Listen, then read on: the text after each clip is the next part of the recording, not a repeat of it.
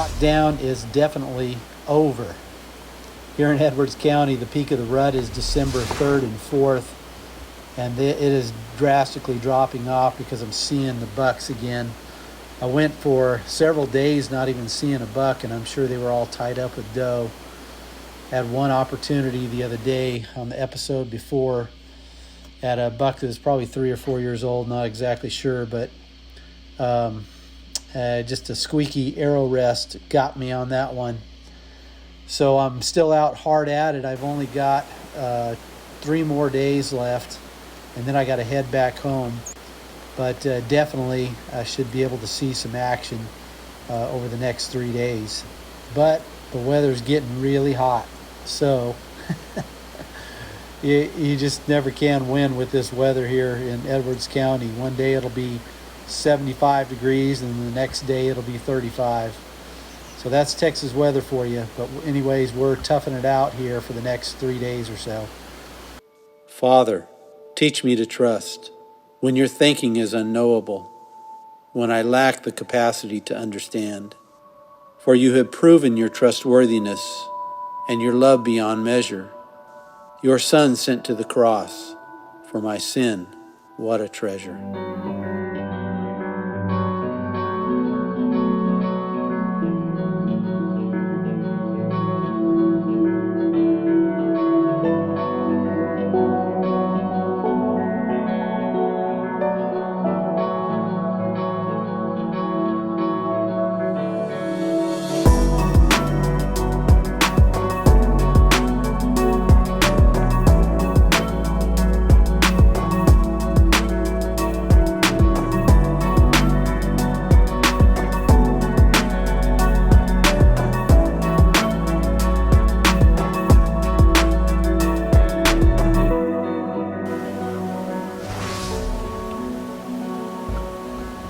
That same evening, I was sitting in the south blind because the wind is bad for the middle blind.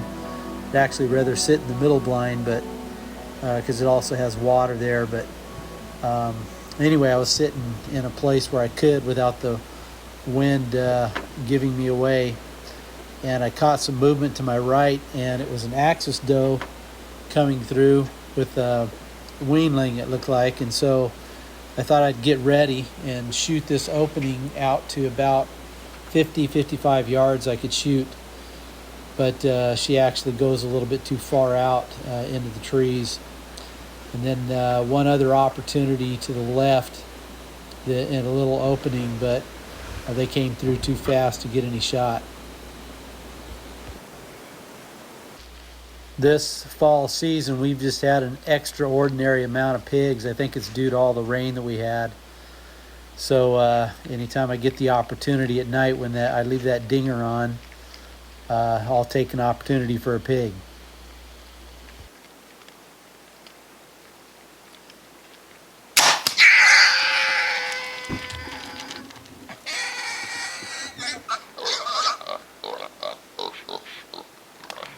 No track job on this little porker. It's time to go take care of him. But it was a spine shot for sure. What you didn't see in the video is I went ahead and finished him off with a rifle. Didn't want to break another arrow. Cost me too much money, 50 cents for a bullet, or about $5 to $8 for an arrow. Actually, by the time you get it all done, maybe $8 to $10. Anyway, still out here hunting hard. So in the morning, I had this little spike buck come in, and I sat and watched him for a while. That's pretty much all I had come in that morning. But at least I knew that the bucks were off lockdown. So there's just any chance you could see a buck at any time cruising to try to find those last few doe to try to breed. And didn't see anything that morning. But that evening, that same little spike buck came in. And then this little weanling doe came in, and he kind of pushed her around a little bit. And then I noticed some movement way in the back, and a nice mature buck was coming in. So watch this.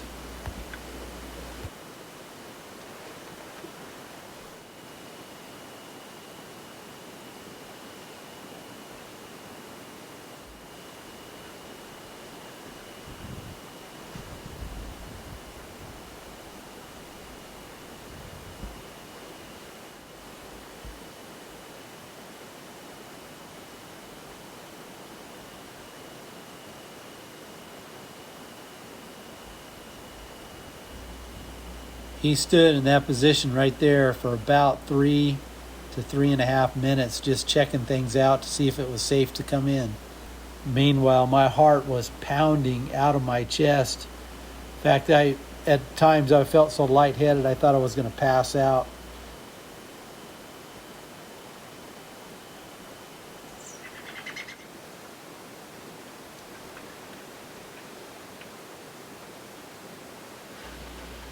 That scrape he's on is about 37 yards, and I know I can make that shot if I'm concentrating. But as he turned, I thought maybe I should stand up and shoot him right there if he turned and gave me a shot. But then I thought, no, be patient. I think he'll come in.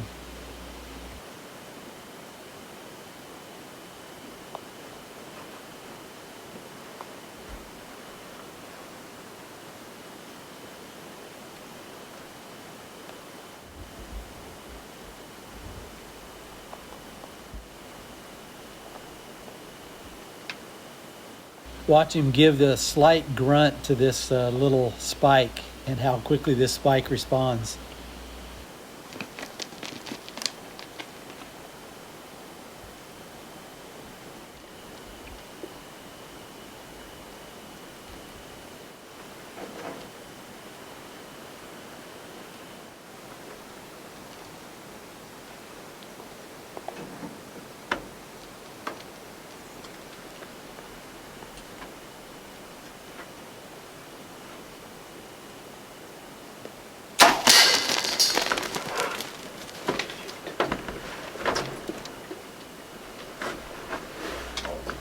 What you don't see is that buck ran out about 35 yards and stood around there for a minute while I'm trying to get an arrow in. But he had his rear end to me. There's really no way I could have taken a shot at him there. I was hoping he would have turned, but he never did.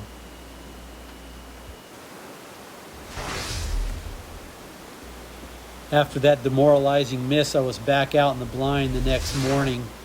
And man, the spigot for bucks has been turned on, but they're all small. At least this morning they were. Had this really nice 8-point, a young buck. He's maybe 2.5, not sure how old he is, but he's pretty young. I was giving him the pass for sure. And then while he was there, this little weanling doe came in, probably a fawn, and fed with him. And then also, as they were there, this spike came in that was with the buck that I missed yesterday, and another young buck came in, which he never really came in fully because he was a little intimidated by this other younger buck. So obviously he was probably a little bit younger, just not as strong. But they milled around for a while, and then this the younger buck that was intimidated kind of tried to make an attempt at a scrape and left his scent there. And then as he walked out, the other young buck walked out and then made a scrape over what he did over there. So anyways, the bucks are on the move for sure. I've got one more sit tonight, so hopefully we can get her done. Well, guys, last night you saw that.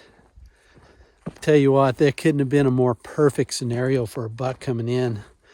Definitely a cull buck. We've got a strain of genetics on this ranch that has either one brow tine or no brow tines.